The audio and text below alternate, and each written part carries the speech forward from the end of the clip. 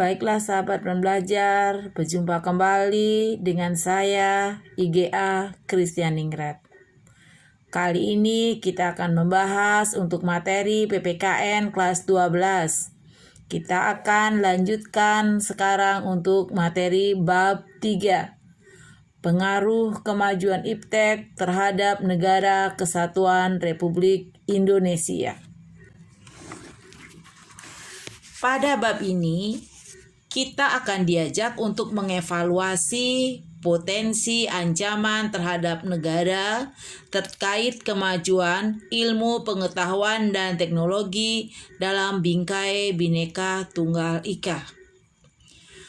Pada hakikatnya, kita dapat menunjukkan partisipasi dalam mengatasi berbagai macam ancaman yang dapat mengganggu persatuan dan kesatuan bangsa. Ada dua sub pokok bahasan yang akan kita bahas saat ini, yaitu yang nomor A, mengidentifikasi pengaruh kemajuan iptek terhadap Negara Kesatuan Republik Indonesia.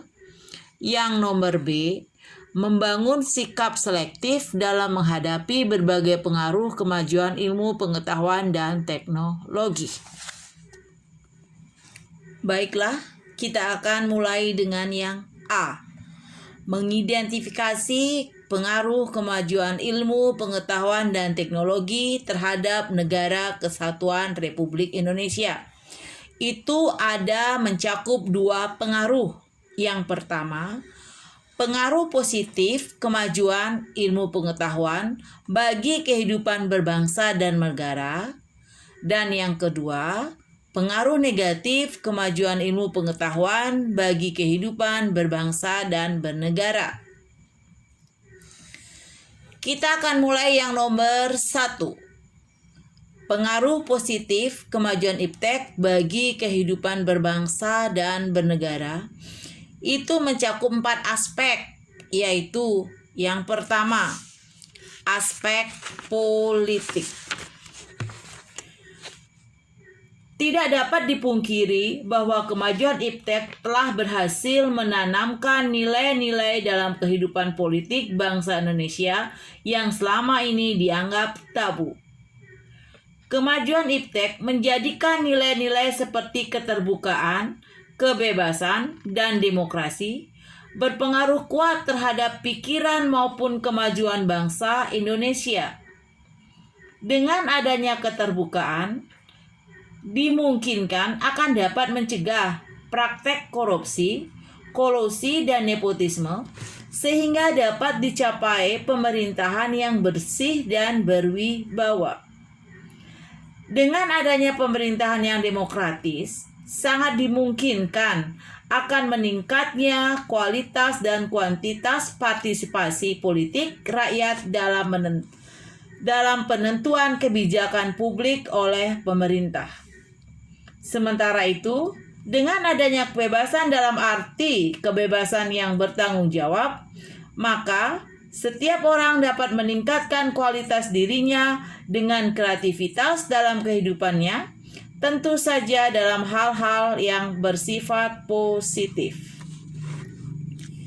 Dengan dilaksanakannya nilai-nilai tersebut akan menjadi alat kontrol yang efektif dan efisien terhadap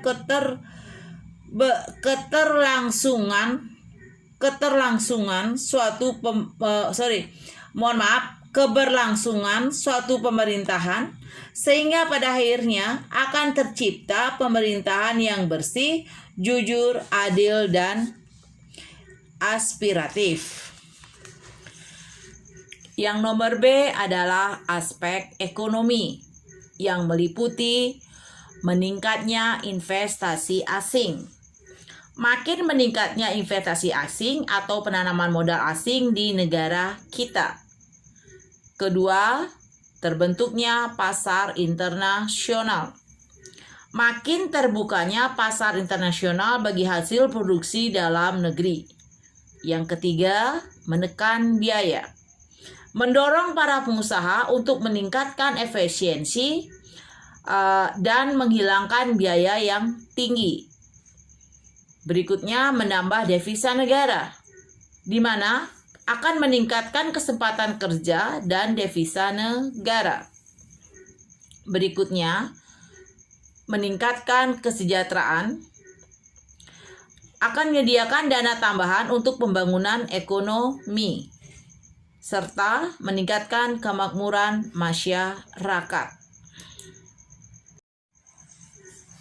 Selanjutnya adalah aspek sosial budaya, di mana kemajuan teknologi dan informasi yang ditandai dengan munculnya internet dan makin canggihnya alat-alat komunikasi secara langsung telah mempermudah kita untuk memperoleh informasi dari belahan bumi lainnya, sehingga kita secara tidak langsung telah melakukan proses transformasi ilmu yang sangat bermanfaat bagi kita.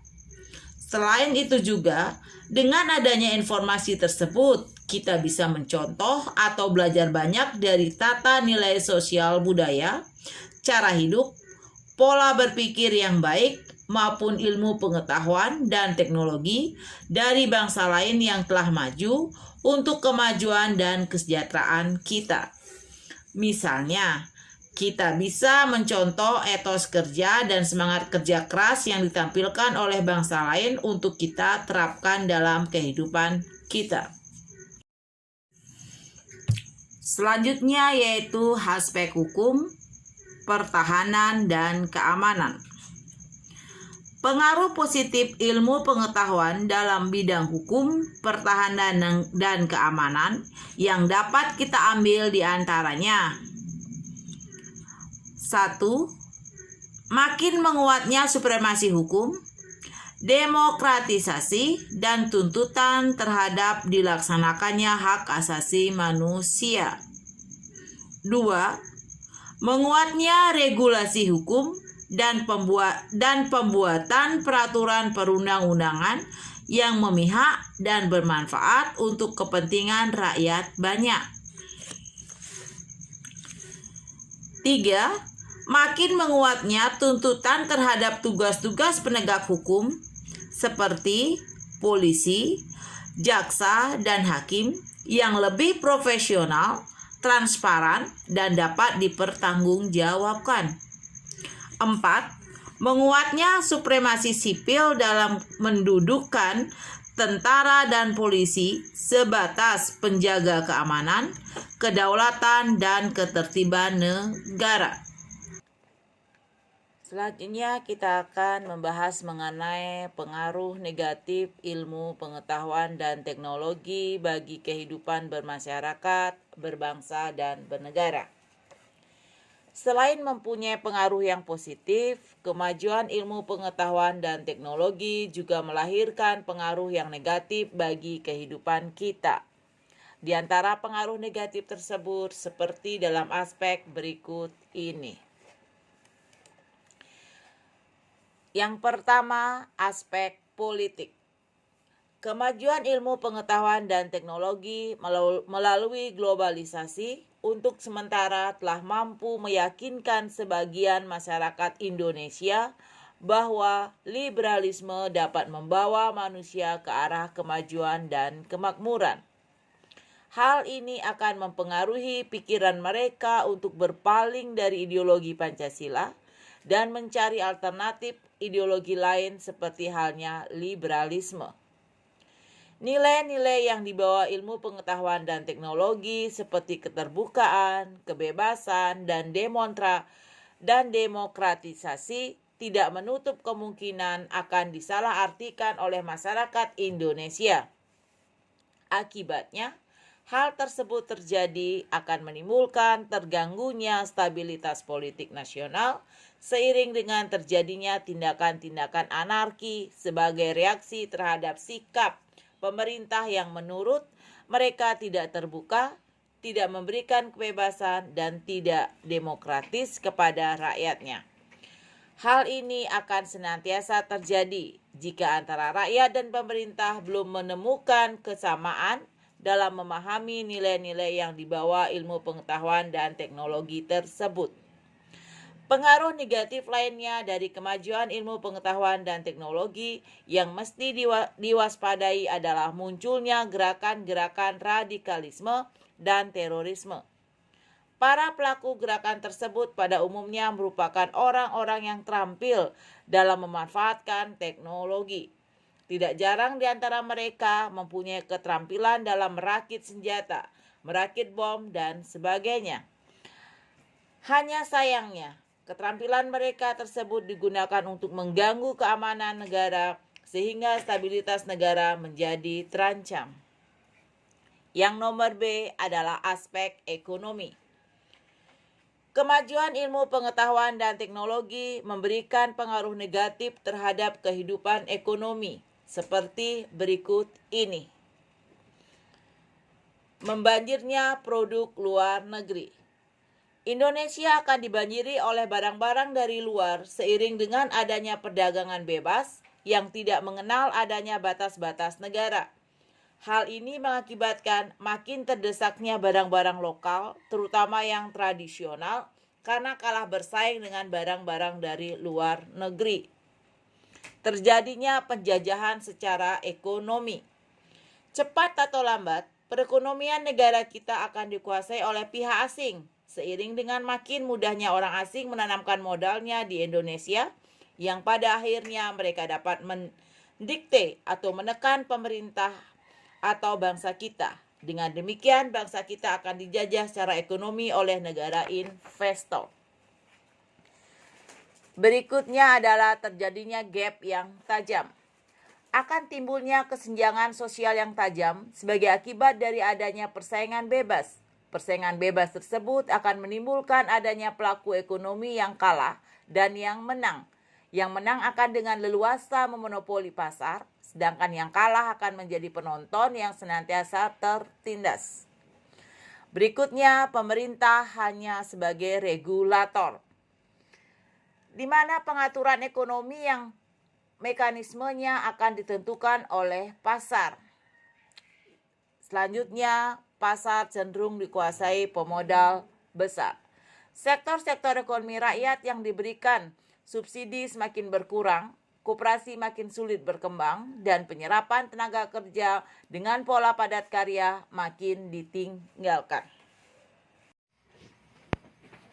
Yang nomor 4 adalah aspek sosial budaya. Kemajuan ilmu pengetahuan dan teknologi dapat melahirkan pengaruh negatif bagi perilaku masyarakat seperti berikut ini.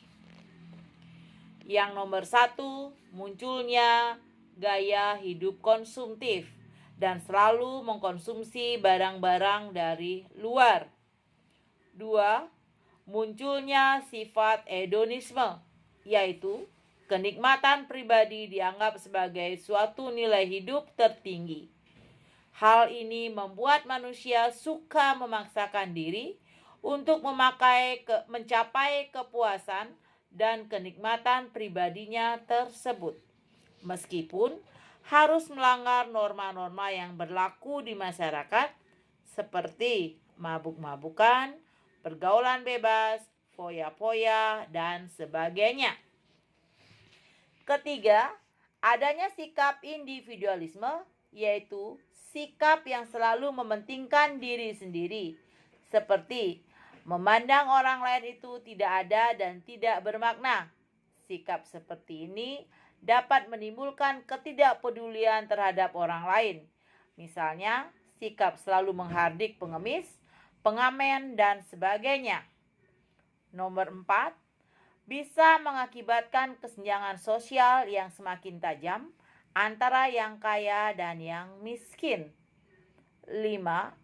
Munculnya gejala westernisasi, yaitu gaya hidup yang selalu berorientasi kepada budaya barat tanpa diseleksi terlebih dahulu, seperti meniru model pakaian yang biasa dipakai orang-orang barat yang sebenarnya bertentangan dengan nilai dan norma-norma yang berlaku.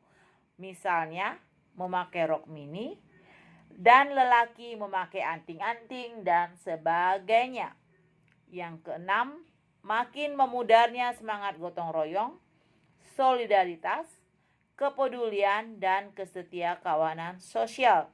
Yang ketujuh, makin lunturnya nilai-nilai keagamaan dalam kehidupan bermasyarakat.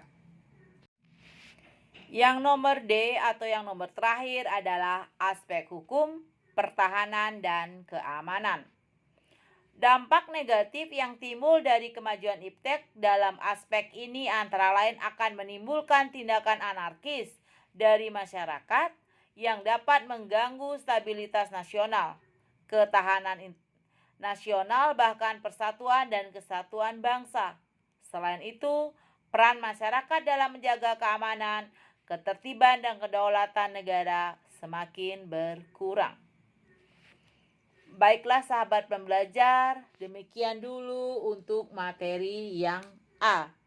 Kita akan lanjutkan kembali pada lain waktu dan kesempatan untuk materi yang B dengan judul yaitu membangun sikap selektif dalam menghadapi berbagai pengaruh kemajuan ilmu, pengetahuan, dan teknologi. Semoga bermanfaat bagi kita semua. Sampai jumpa dan terima kasih.